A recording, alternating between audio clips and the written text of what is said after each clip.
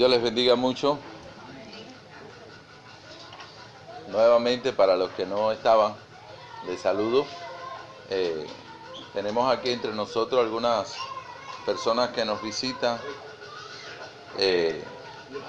Ya han venido otras veces, pero bueno, tal vez no sea familiar porque otros hermanos no hayan visto. Es la mamá de nuestra hermana Nelsa, que está aquí, y por allá la mamá de la hermana del entronque de Boisito. Y entonces al final pues tendremos la oportunidad, si queremos, de conversar con ellos, saludarlos, abrazarlos. Y bueno, los demás sí ya los conocemos y les saludamos. Vamos a comenzar. Quisiera que tuviéramos la bondad de leer en el libro de Marcos, capítulo 11, leer los versos del 12 al 14 y luego del 20 al 21. Dice así la palabra. Al día siguiente, cuando salieron de Betania, tuvo hambre, y viendo de lejos una higuera que tenía hojas, fue a ver si tal vez hallaba en ella algo. Pero cuando llegó a ella, nada halló sino hojas, pues no era tiempo de higos. Entonces Jesús dijo a la higuera: nunca jamás coma nadie fruto de ti. Y lo oyeron sus discípulos. Dice así el verso 20 y 21. Y pasando por la mañana, vieron que la higuera se había secado desde las raíces. Entonces Pedro, acordándose, le dijo: Maestro, mira, la higuera que mal dijiste se ha secado. Y me atrevo a seguir leyendo. Respondiendo Jesús le dijo: tened fe en Dios, porque de cierto os digo que cualquiera que dijere a este monte: quítate y échate en el mar, y no dudare en su corazón, sino creyere que será hecho lo que dice, lo que diga le será hecho. Por tanto, os digo que todo lo que pidiereis orando, creed que lo recibiréis y os vendrá. Ok, hasta ahí, vamos a orar. Padre, ven a bendecir tu palabra. Y sobre todo, ven a hacer esta palabra fértil en nuestros corazones. Queremos de veras, Señor, tener frutos. Bendícenos. En el nombre de Cristo, amén y amén. Bien, la temática que tenemos hoy es cuidado con la esterilidad espiritual. Todos sabemos lo que es la esterilidad, ¿no? Es la incapacidad para poder engendrar, para poder tener frutos. Sabemos lo que es una tierra estéril, lo que es un animal estéril, lo que es una planta estéril. O sea, eso no es algo desconocido. Pero si hay algo que tenemos que cuidar los seres humanos, es la esterilidad espiritual. Evidentemente aquí Jesús nos está dando una lección que en este momento era para los discípulos. Si nosotros nos damos cuenta, gracias, y leemos todo el contexto que acompaña esta lección que quiso dar Cristo, nos damos cuenta que estaba en medio de un ambiente fuerte, un ambiente donde todo estaba acompañado del sentir que tenía Cristo, porque él había salido de Jerusalén, había estado en el templo, pero en ese momento solamente se fijó y se fue cargado. Llegó a Betania y ocurrió aquel evento. Este evento surgió entre que él está en Betania, vuelve a Jerusalén, y cuando vuelve a Jerusalén es cuando él actúa virando las mesas y teniendo aquel celo por la casa de Dios. O sea, lo que había en el corazón de Cristo es que él estaba viendo a Israel y estaba viendo la esterilidad de este pueblo que llevaba tanto tiempo con tratos de Dios. Desde el Antiguo Testamento tú te puedes fijar que Dios trata a Israel como una vid o como una higuera. Por ejemplo, en Oseas 9:10 dice así: como uvas en el desierto hallé a Israel, como la fruta temprana de la higuera, en su principio vi a vuestros padres. Fíjate cómo el profeta se refiere a Israel. Dios desde el Antiguo Testamento veía a Israel como una uva, como una vid y como una higuera. Es más, el profeta Jeremías dice la Biblia que vio 2 cestos. Un cesto de uvas agrias que no se podían comer y de uvas dulces que eran sabrosas al paladar. Y cuando el profeta decía esto, hablaba de Judá, que fue cautiva por Nabucodonosor a Babilonia, y estos fueron fieles, fueron leales a Dios. Esas eran las uvas dulces. Pero cuando hablaba de las uvas agrias, ¿de quién hablaba? Del resto que se había quedado con el rey Sedequías. Este resto se había apartado de Dios. Eso lo puedes encontrar en Jeremías 24 y en Jeremías 29. O sea, Jesús hizo con la higuera camino a Jerusalén lo mismo que hizo Jeremías cuando profetizó en el Antiguo Testamento, cuando le dijo al pueblo de Israel: los cortaré del todo, dice Jehová. No quedarán uvas en la vid, ni higos en la higuera, y se caerá la hoja, y lo que le he dado pasará de ellos. O sea, por tanto, la maldición de Cristo a la higuera corresponde precisamente, o es entendida como un juicio que Dios tenía contra su pueblo Israel. Ahora, hay muchas enseñanzas que yo pienso que debemos tomar de aquí, porque si no, no estuviera explícito o tan explícito en el Nuevo Testamento para nosotros. Primero quiero que entendamos el asunto de la higuera y el asunto de no tener fruto, porque cualquiera dice: caramba, esto fue un juicio temperamental, porque Cristo tenía hambre y no encontró uva. No, no es ese el problema.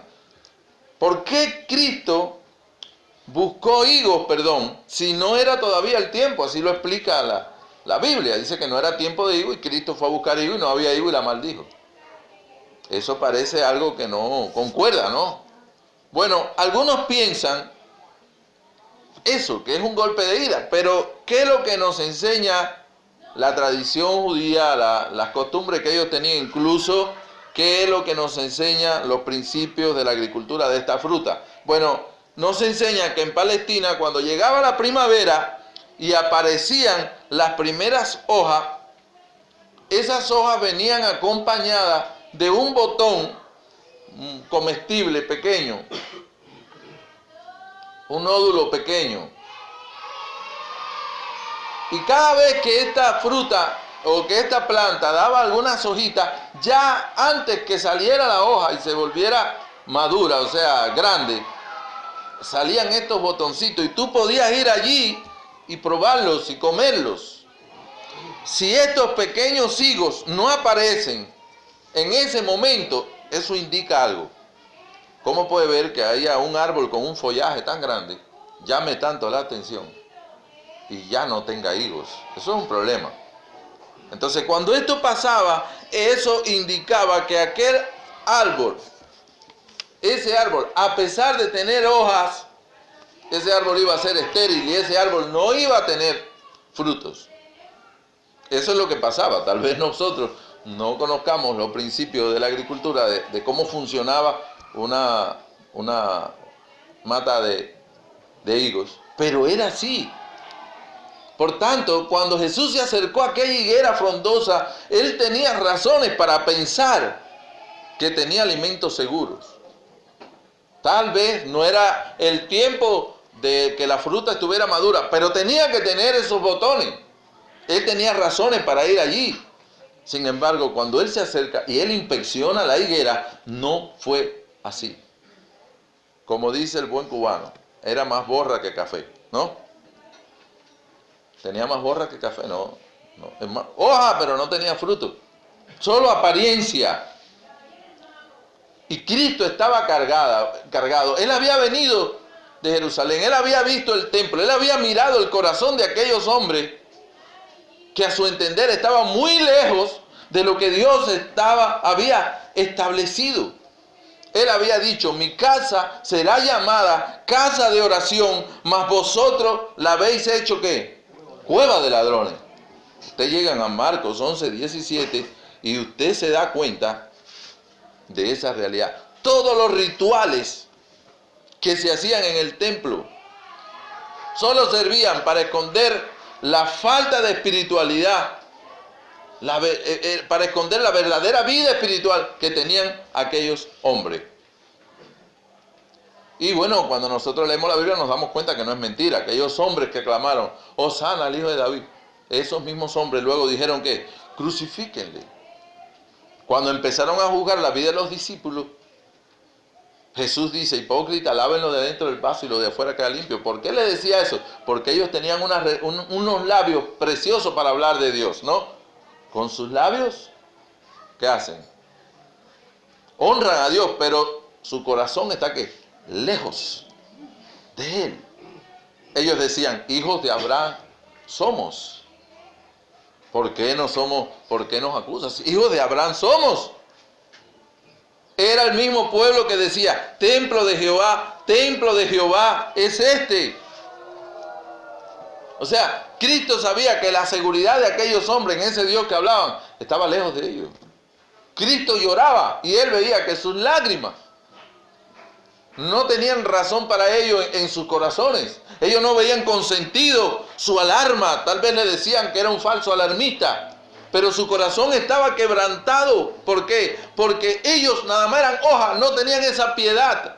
No tenían ese sentir. Tenían un cúmulo de profesiones deslumbrantes. Cualquiera que escuchaba el reporte de esas personas se quedaba abismado. Pero no tenían la patente para hablar así, porque sus corazones no experimentaban eso, estaban secos. Sus corazones estaban bien marchitos, bien vacíos. Es la razón por la que Cristo los maldice, porque los ve con falta de poder interno, lo ve con falta de lo principal que tiene el cristianismo, que es la piedad. Dice la Biblia, el ejercicio corporal para poco aprovecha, pero la piedad para todo. Y no está diciendo que no hagan ejercicio. Lo que está diciendo es que la verdad que nosotros con fuerza vamos a conseguir muy pocas cosas. Dice, pero con la ley de Dios vamos a resolver muchas. No estamos en un plano temporal, estamos con Dios en un plano eterno. El espíritu tiene que ser tratado. Necesitamos combustión interna. Y hablo así pensando en los motores, no en nosotros. Necesitamos espíritu de Dios.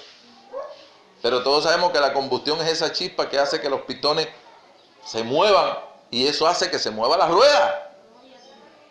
Dice la Biblia. Si el vaso está limpio por dentro, ¿qué? Por fuera está limpio. Te está diciendo, si hay en tu corazón fuego, va a haber ¿qué? Va a haber un fruto. A mí me maravilla ver cuando tú no tienes que demostrarle tanto a una persona. ¿Por qué a Dios le agrada algo así? ¿Por qué? Porque esa persona no vive por la ley.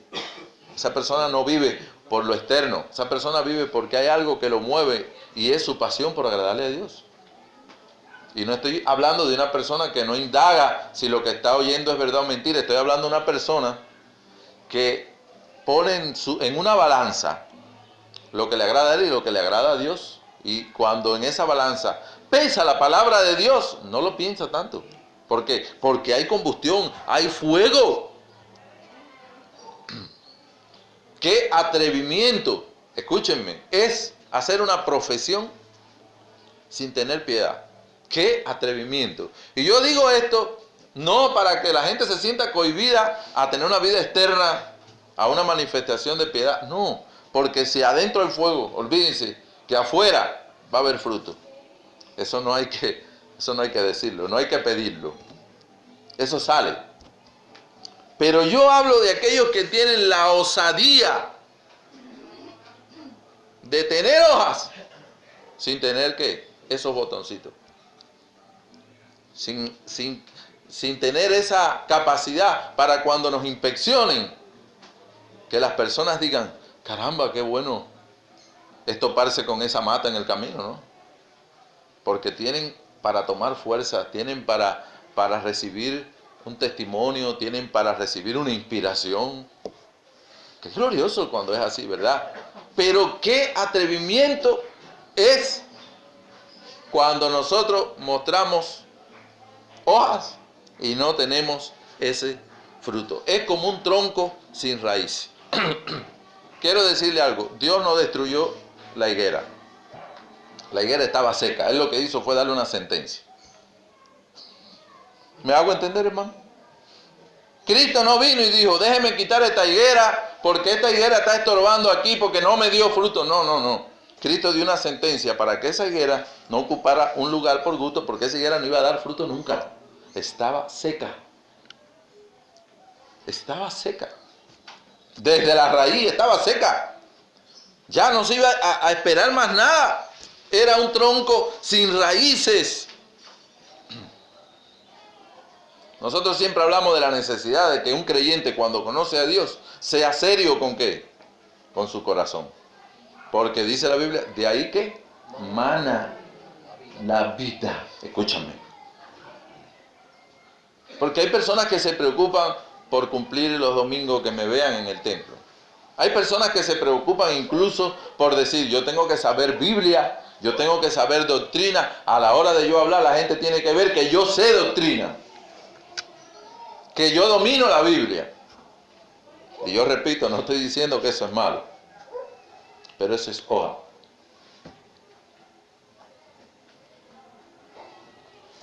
Y puede ser fruto si nace de qué? Del Espíritu de Dios. Porque cuando tú quieres agradarle a Dios, tú tienes que leer la Biblia y tú tienes que saber de Biblia. ¿Me hago entender? Yo no estoy matando ese espíritu, al contrario, pero yo te estoy llevando a discernir lo más importante, que es el espíritu de esa tarea, no la tarea en sí. Entonces Dios tiene que ayudar a nuestro corazón, a forjarlo, a desarrollarlo. Qué importante es cuando hay creyentes de corazón. Por eso dice la Biblia, no es judío quien lo es externamente, sino quien lo es de corazón. Porque ahí es donde se forja todo.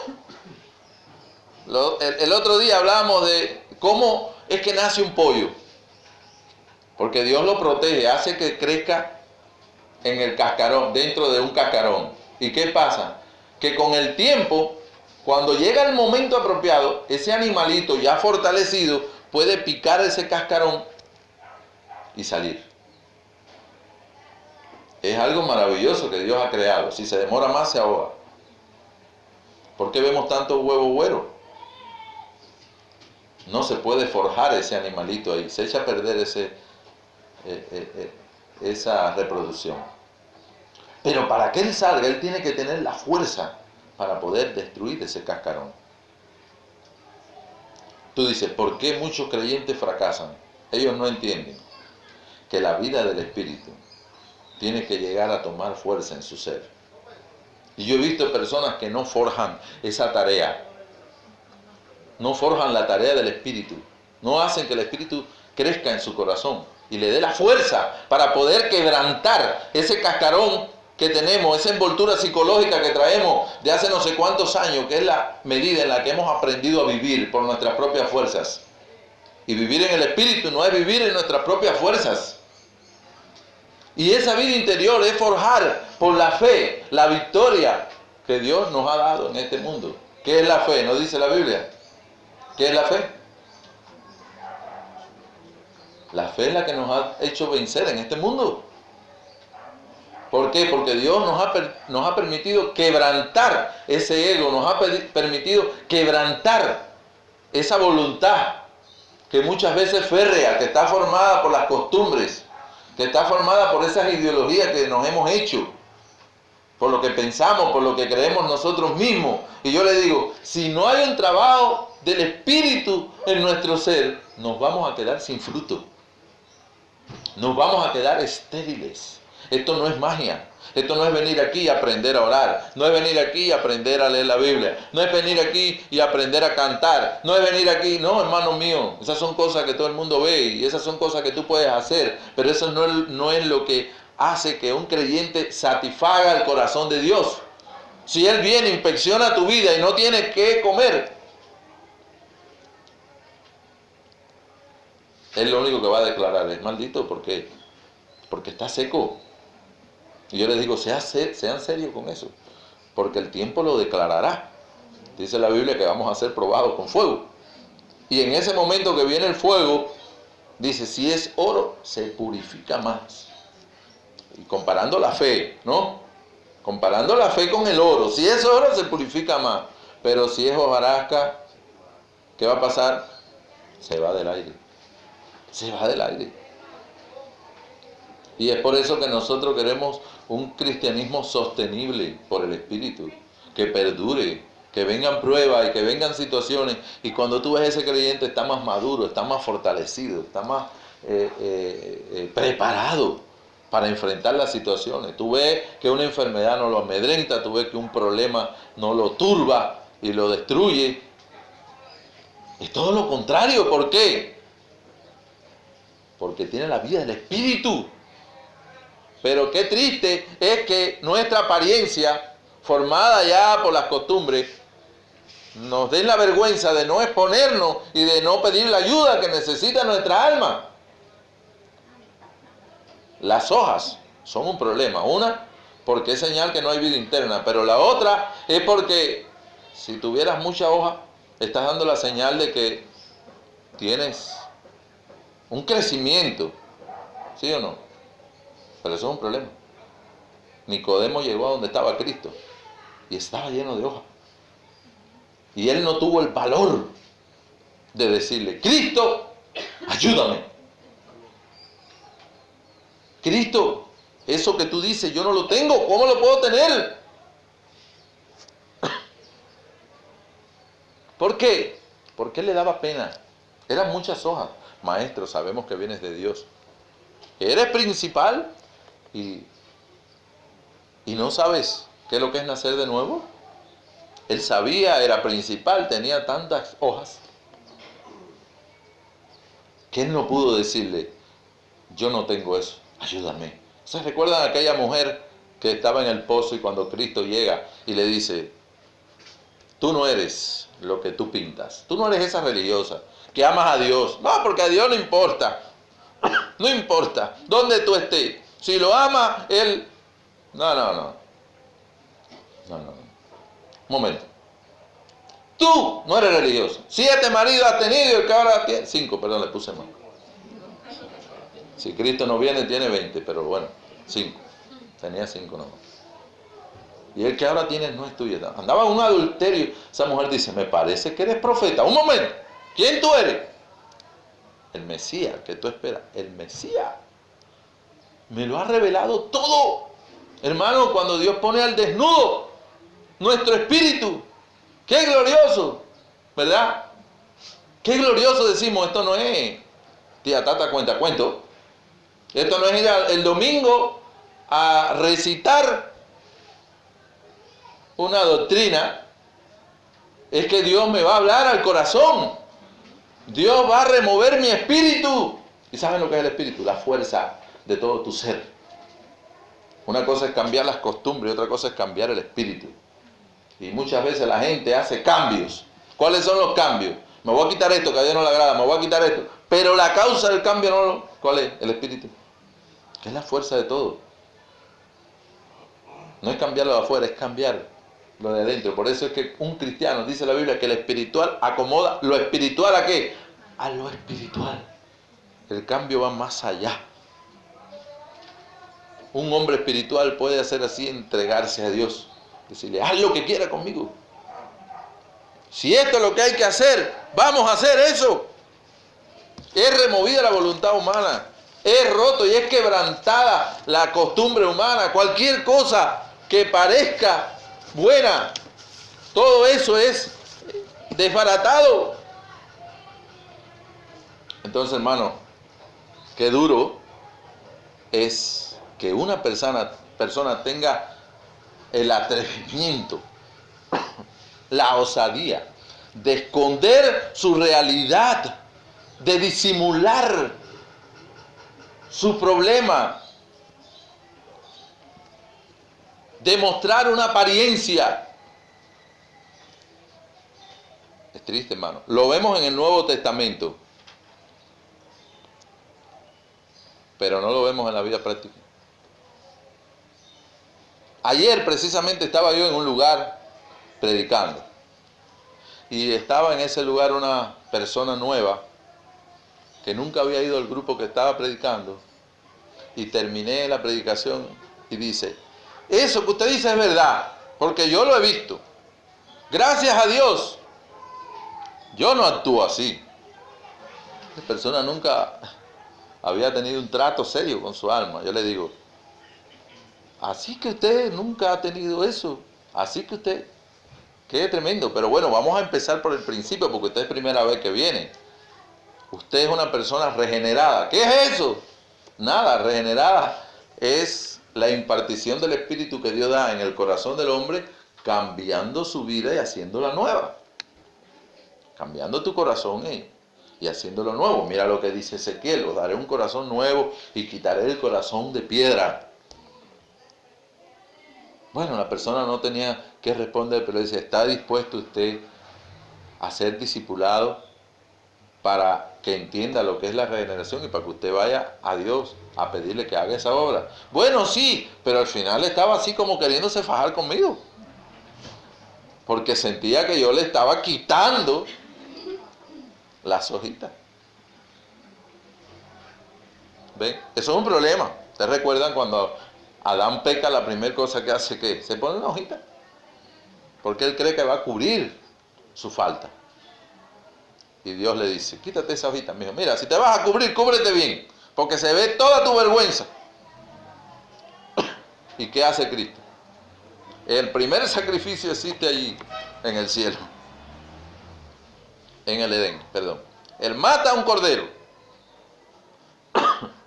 y lo viste con piel, porque la hoja es materia orgánica, en una semana te quedas desnudo.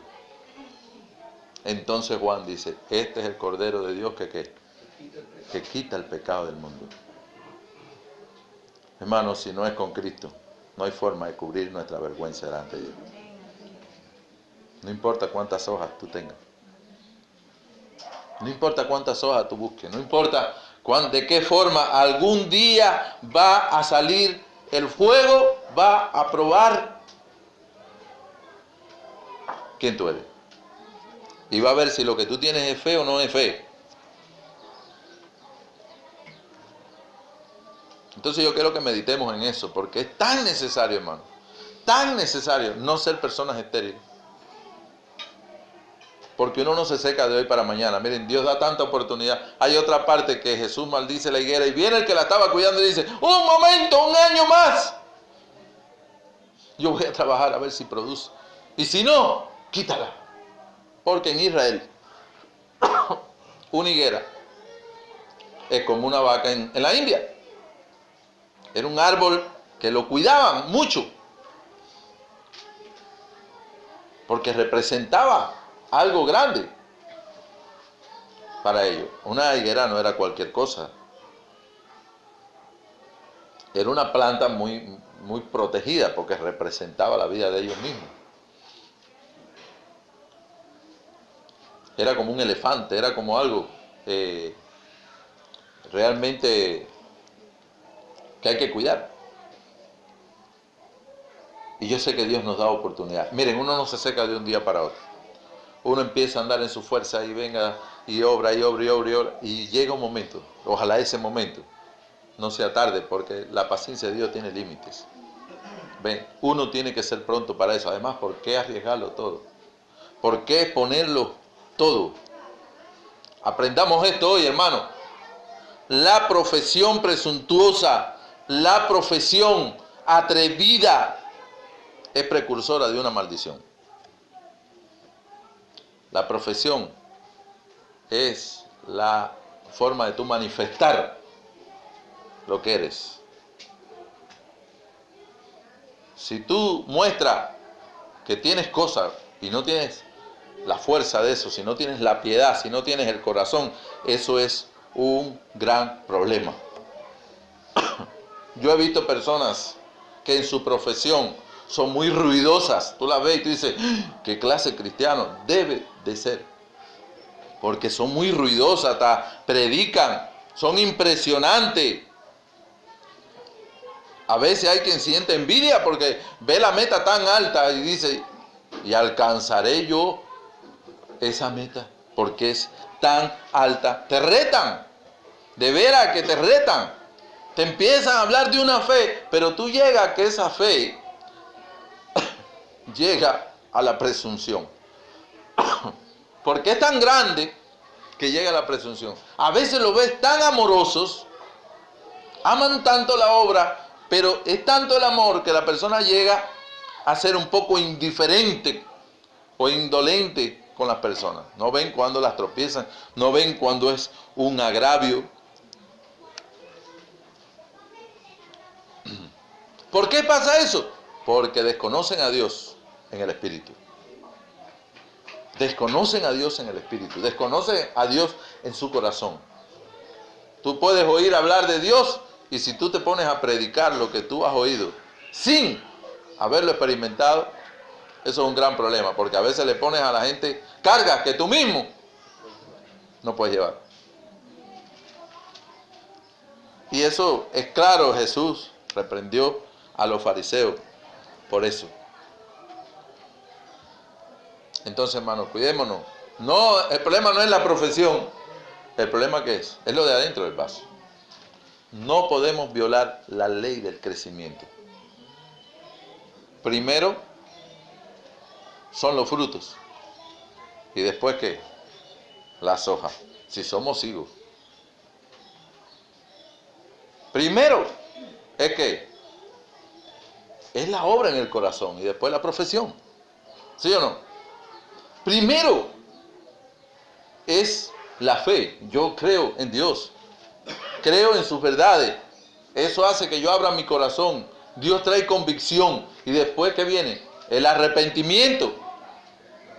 Viene el dolor por traicionar a Dios, por pecar en contra de Dios. ¿Y después qué viene? La profesión. Primero viene mi manifestación espiritual en mi familia, en mi trabajo, en mi escuela.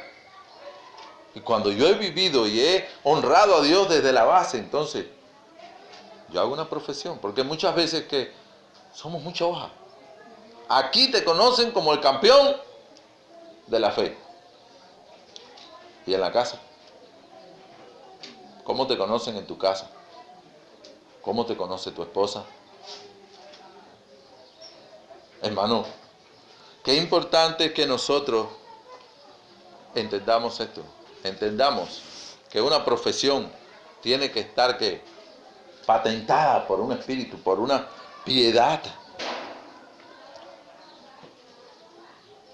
Repito, yo no estoy en contra de las hojas. Las hojas son necesarias, es parte del crecimiento. Yo estoy en contra de la fermentación.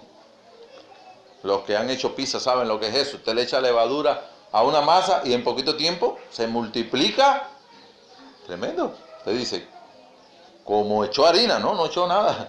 Miren, una bolita así. Una pisona así. ¿Qué pasó? Fermentación. Jesús decía, tengan cuidado con la levadura de los fariseos. ¿Por qué? Porque todo estaba fermentado. Todo estaba fermentado. Y él se refería ¿a qué? A la hipocresía. Porque la fermentación, ¿qué? Hipocresía. Y Jesús no quiere que nosotros vivamos en hipocresía. Porque la hipocresía da una sola cosa como resultado. ¿Qué? Amargura. Amargura. ¿Por qué? Si yo creo esto, no tengo esto. ¿Por qué? Si yo digo que amo a Dios y no sé qué, no me pasa esto. ¿Por qué a mí? Escúchame, cuando esas cosas funcionan así, no hay fruto. No hay fruto, porque el fruto empieza ¿dónde? En el gozo que da Dios en tu corazón. Primero el gozo de la salvación. Eso no hay quien te lo quite. Cuando tú eres salvo, tú eres una persona que atraes a los demás. Porque tu vida es una bendición. Tu vida es una bendición. Las personas van a ti porque hayan fruto en ti. Hayan fruto en ti. Cuando no ven fruto en ti, ¿qué va a pasar? No eres deseable. No eres deseable. Eres hoja nada más. Entonces tú tienes que a conciencia entender estas cosas y pensar. ¿Eres de esas personas que trabajas en tu espíritu? ¿Qué tú crees de aquel hombre que quiere hacerte la casa y empieza a decirte, no te preocupes por la zapata, no te preocupes tanto por los tacones, por la cimentación, mira, lo que se ve son las paredes y el techo y eso y la placa, invierte en eso? ¿Qué va a pasar si usted hace una casa así como le dicen? Bueno, ahora con estos temblores de tierra, ¿verdad? Se ven quebradas todas las paredes y la verdad es que es una miseria. ¿Qué tiempo va a durar esa casa? No sabemos. ¿Qué va a poder construir arriba? Tampoco sabemos, no va a poder construir, porque se le va a hundir o se le va a caer. ¿Verdad que sí? ¿Por qué tú crees que las personas duran tan poco tiempo sostenidos en su vida espiritual victoriosamente? ¿Por qué? Es por eso, hermano. Todo ha sido, la mayoría de las cosas han sido fermentadas. No han empezado en cero. ¿Cuál es en cero? En su corazón. Desde el principio. Ve a Oseas, perdón, capítulo 6. Dice así.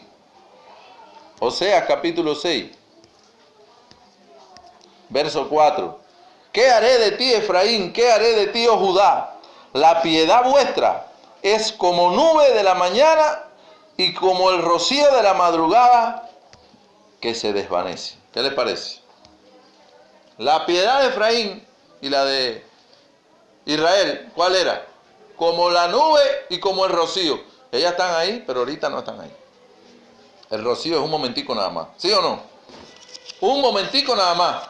Se acabó por el mediodía cuando sale el sol. Entonces ese es el problema cuando tú eres ojo nada más.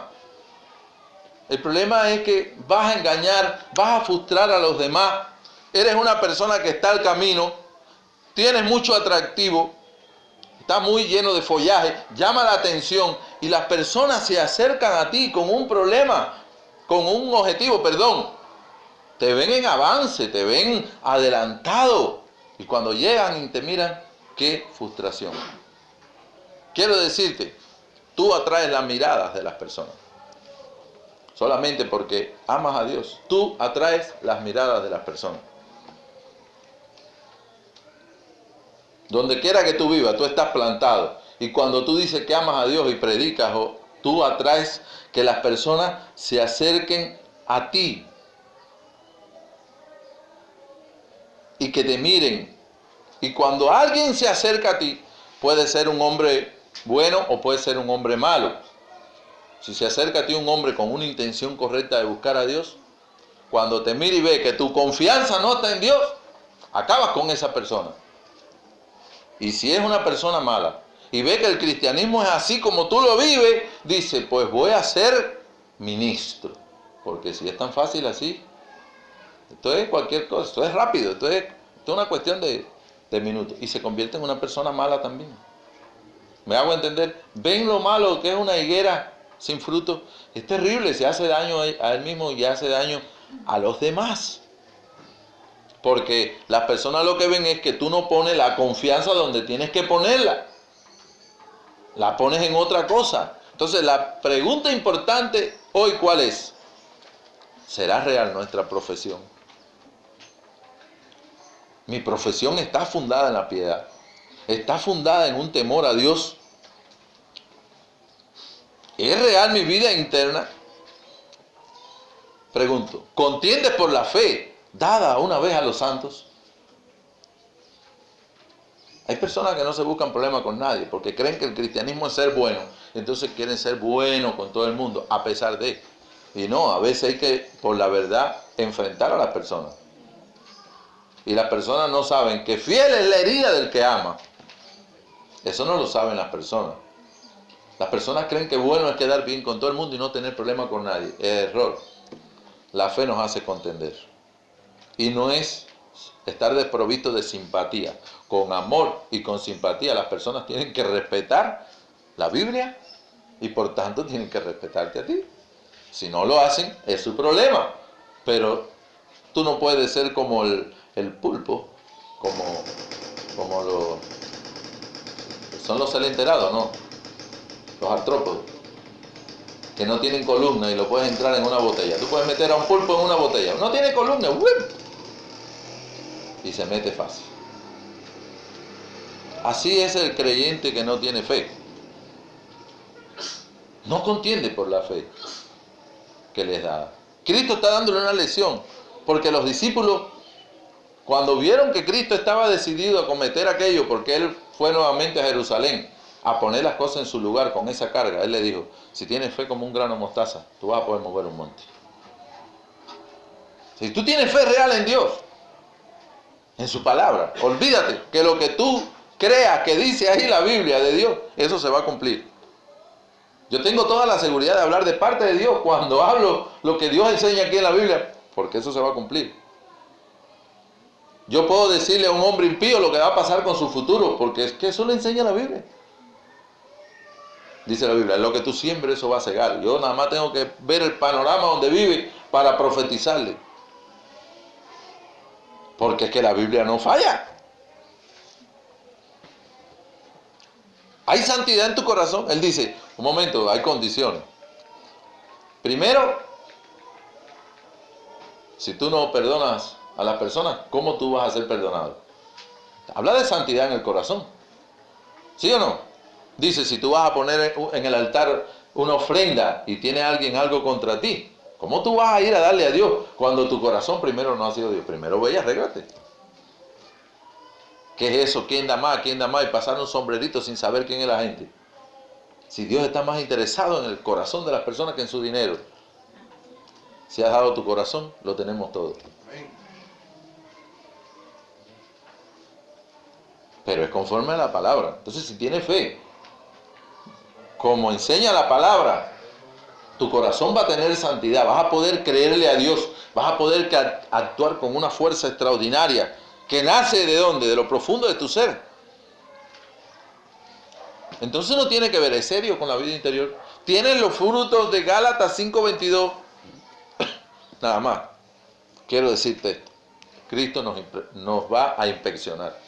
Él va a venir y Él no busca hoja. Acuérdense que Él no es Adán, que andaba buscando hojitas para taparse. Él no se avergüenza de su vida porque Él no pecó. A Él nadie lo va a engañar. Él no juzga por la apariencia. Él va a venir a nuestra vida y Él va a escudriñar nuestra vida. Él no juzga por la apariencia. Entonces, mi pregunta real debe ser esa. ¿Cuál es mi vida interior? ¿Es una vida real o es una vida de mentira? Analicemos esto porque es importante. Yo pregunto, ¿tienes temor de Dios? Hace poco conversaba yo con una persona y yo le decía, ¿tú tienes temor de Dios? Siempre me viene a la mente esta ilustración. Si usted estuviera en un lugar alto y usted ve acercarse 5 o 6 leones, ¿cuándo usted empieza a correr? ¿Cuando el león está a 1 metro de usted o cuando usted lo ve con un catalejo? Desde que usted lo ve, usted busca defensa, ¿sí o no? Si no, usted no le tiene miedo a los leones. Entonces hay personas que dicen, no, yo le temo a Dios. Entonces tienen en el corazón un prejuicio con alguien y no tienen temor. Digo, pero ¿cómo es posible que tengan malicia? Dice la Biblia en Mateo 18. Si alguien peca contra ti,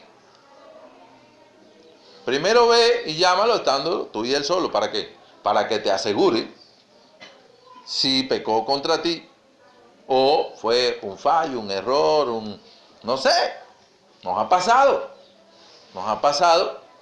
que alguien nos ha hecho una pregunta o nos ha saludado y nosotros hemos venido distraídos con algo y le pasamos la vista, pero no la vimos. Y las personas se quedan, ay, qué antipático, mira, lo saludé y no me ha saludado. Y ya la persona se ha quedado con eso. No ha venido a decirme, oye, aquí hay casos, hay un hermano aquí que ve tubularmente y no ve para los costados. No sé si me equivoque, después que me rectifique. Pero hay veces que lo han saludado y él ha pasado y cualquiera en su círculo de visión puede captar, ¿no?, el reflejo. Pero esa persona no. Y entonces ha pasado, qué orgulloso es fulano. Orgulloso. Tú lo has llamado, tú le has dicho, oye, te saludé. Sorpresa, me saludaste, no te vi. Entonces la sorpresa no la vamos a llevar nosotros porque por malicioso. Entonces cuando tú tienes temor, tu corazón está limpiecito. Espérate, eso no es así. Tú no puedes huir cuando el león está ahí. Si no, no tienes temor. Entonces tú tienes que pensar en eso. Porque a veces hay un caldo de cultivo en tu mente, cosas que no son reales. ¿Por qué? Porque no temes a Dios, no ves la palabra para ver lo que a Él le agrada. Dice la Biblia, si alguno pide conforme a su voluntad. Si la esencia de yo conocer la palabra es que amo a Dios, es que temo a Dios. O sea, ahí tú sabes qué persona es espiritual. Yo pregunto, ¿tienes dominio de tus deseos, de tus pasiones? Dice en la Biblia enseña que un hombre espiritual tiene dominio propio, es un fruto del espíritu. Entonces, ¿cómo es posible que haya un sentimiento que te gobierne? No puede ser. Un sentimiento te puede afligir, te puede tentar, te puede presionar, pero no te puede dominar. Hay un proverbio 16:32. Dice, mayor es el que tarda en airarse que el fuerte. Mayor es el que domina su espíritu que el que conquista una ciudad. A ver si puedes entenderlo. Si tú eres una persona espiritual, tú puedes pasar por alto una ofensa. Tú puedes ser paciente. Tú puedes decir, yo voy a analizar todo esto y al final es que voy a tomar medidas. Pero a veces tomamos por nuestra propia fuerza y damos la solución que nos gusta y damos, caramba, hojas nada más. No hay fruto. El espíritu tiene que actuar, el espíritu tiene que manifestarse. Y si eso no es así, yo quiero que tú generes una preocupación delante de Dios. Señor, ven a tocar mi espíritu, ven a obrar en mi vida. Dame realmente frutos. Yo los necesito, los quiero. Tienes el nuevo nacimiento. ¿Saben lo que es el nuevo nacimiento? El nuevo nacimiento es la obra del Espíritu. Desde que nacimos, acuérdense, estamos gobernados por nuestros deseos, por lo que nos dijeron en la escuela, por las leyes, por esto, por lo otro. Nacer del Espíritu no es eso. Nacer del Espíritu es dejarse guiar por la palabra de Dios, que nos hace renacer a una esperanza nueva. Nos hace renacer en el Espíritu, cuando Dios empieza a gobernar nuestra vida. O sea, tú ves que la palabra tiene el dominio de todo. Dice la Biblia, airaos, pero no pequéis. No se ponga que el sol sobre nuestro enojo. Nos ha pasado a los que estamos casados, por la noche tenemos palabra, nos erizamos, pero cuando son las 5:30, fulana, antes que salga el sol. Es un temor. ¿No les ha pasado eso? Vamos a arreglarnos. ¿Ha pasado? Tú tienes razón, o yo tengo razón. ¿No? No, nunca uno dice, tienes razón. O vamos a analizar esto porque no quiero que esto tome calor, ¿verdad? Pero esos arreglos, ¿ves? Para allanarse. Yo les pregunto, ¿por qué las personas se allanan tan fácil? Porque no están buscando su gloria, es la de Cristo. Mira, vamos a hacer lo que a Cristo le agrada, es esto. Esto es lo que le agrada a Cristo. Vamos a pedirle a Dios que nos ayude para hacer eso. Cuando Jehová estaba aquí predicando el otro día, él hablaba cómo conquistar a un joven que el mundo se lo ha ganado. Tú puedes decirle al joven, mientras tienes control, no vas a salir de esta casa. Y no vas a hacer esto, que a mí no me gusta. Y cuando ya él tenga que salir y cuando él empiece a ejercitar su personalidad, ¿qué vas a hacer? Un hermano soñó que su hijo adolescente, él le dijo, haz esto, y él dijo, no, oye, que hagas esto, que no. Y dice que empezó a hacerle fuerza y se le fue. Y él no pudo hacer nada. ¿Qué vas a hacer? ¿Lo vas a matar? Entonces la guerra no puede ser por la fuerza. Tú tienes que conquistar ese espíritu. Y tú tienes que pedirle sabiduría a Dios. Y tú tienes que saber cómo hacer la guerra al mundo. Entonces hay cosas que uno no puede dominar.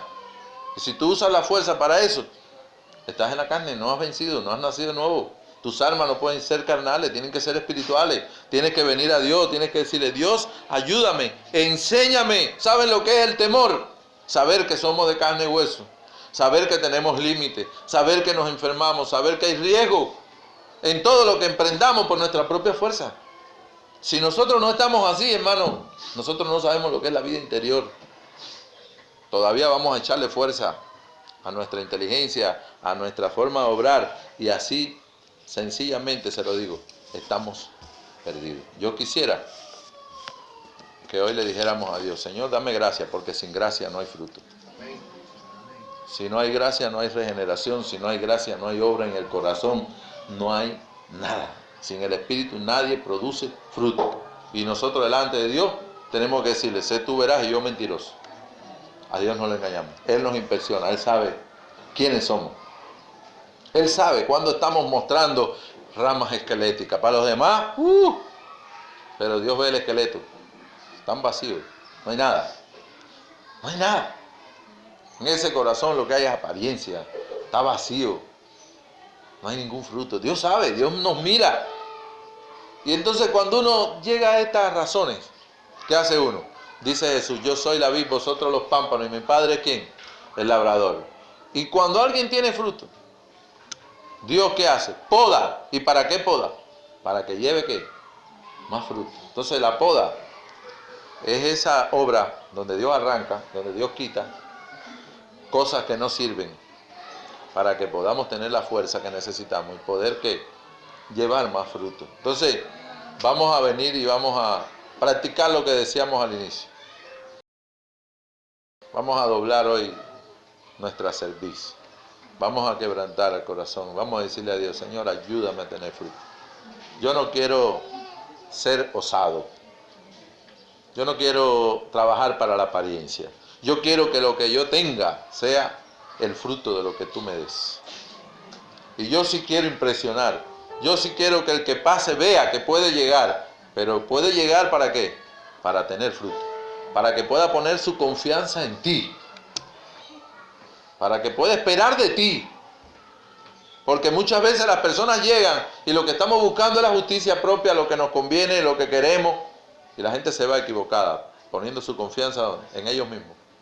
Qué triste, qué triste. Pero yo quiero que hoy vengamos a Dios.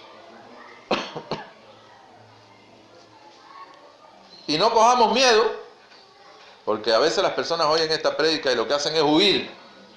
No, Señor, ayúdame a tener fruto. Ayúdame a lamentar mi esterilidad.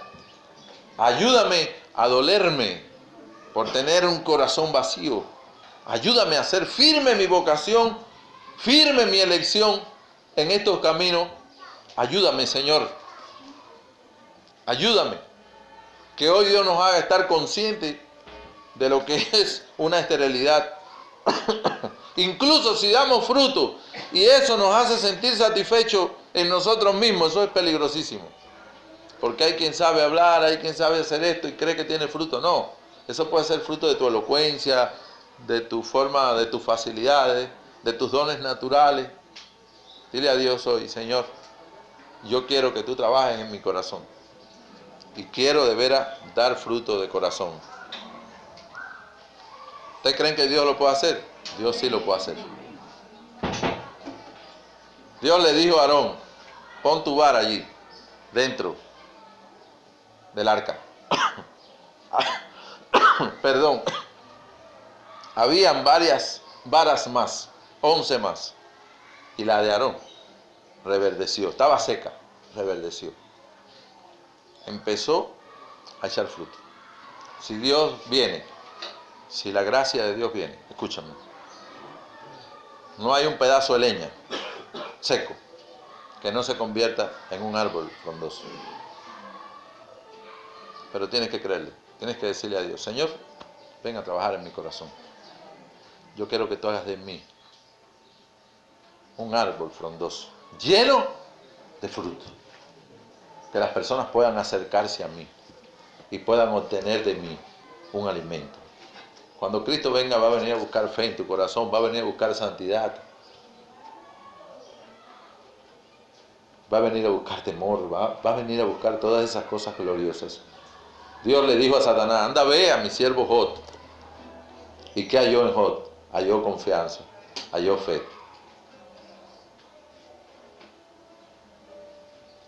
Dios lo pudo exhibir. Todos nosotros somos algo precioso que Dios quiere bendecir. Vamos a ponernos hoy en sus manos. Padre, gracias por esta mañana. Venimos ante ti, Señor, conscientes de nuestra esterilidad. Nosotros naturalmente no podemos hacer nada. Aún si hemos recibido algo de ti, no nos gloriamos,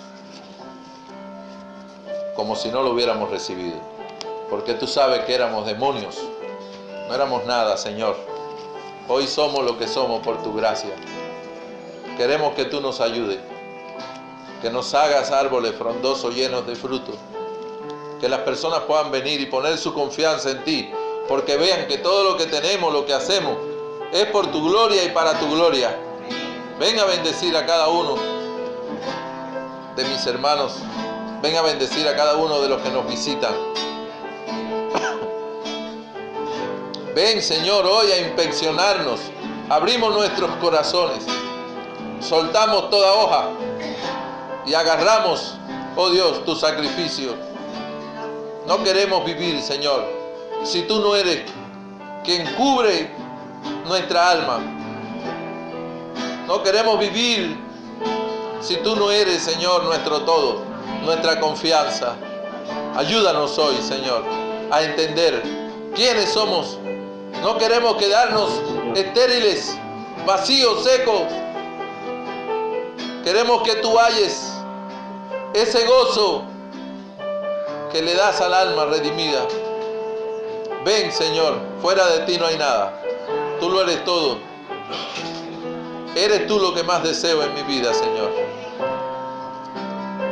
Que no tengamos profesiones secas. Oh, danos esa vida en el Espíritu. Te necesitamos, Señor. Este mundo necesita conocerte. Hazte un pueblo, Señor. Fórjate un pueblo con carácter. Fórjate un pueblo con carácter, Señor. Que pueda ver tu gloria.